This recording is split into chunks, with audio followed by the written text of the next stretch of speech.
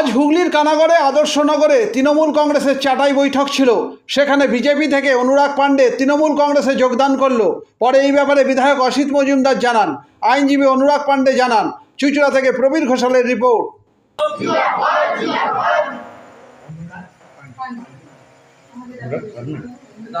114 নম্বর আমার বিধানসভার 114 নম্বর বুথে অনুরাগ পাণ্ডে, সে বিজেপি দলে ছিল।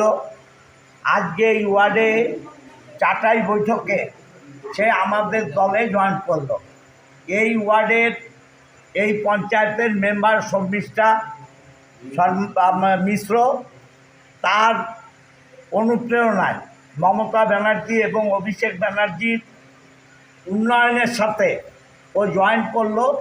আমি পুরনো যারা আমাদের দলের নেতৃত্ব আছে, কর্মী আছে, তাদেরকে অনুরোধ করব যে অনুরাগকে তাদের সঙ্গে রেখে সম্পূর্ণভাবে কাজ করার সুযোগ দিতে, এবং আমিও ওকে যুব তৃণমূল কংগ্রেসের নেতৃত্বে যাতে রাখা হয় সে ব্যাপারে জেলার সাথে কথা বলবো। ঠিক আছে, আমি আজকে তুমি কি জয়েন করলে? আগে কি কোন দল করতে? আগে বিজেপি করতাম, বিজেপি যুব মোর্চা জেলা কমিটির সদস্য ছিলাম। সবাইকে দাও। আজকে তৃণমূলে এলে, তৃণমূল পরিবারে এসেছি। কিরকম লাগছে? খুব ভালো লাগছে, তৃণমূল পরিবারে এসে খুব ভালো লাগছে। আমাদের বিধায়ক মশাই নেতৃত্বে আজকে আমি সর্বভারতীয় তৃণমূল কংগ্রেস জয়েন করেছি, ভালো লাগছে।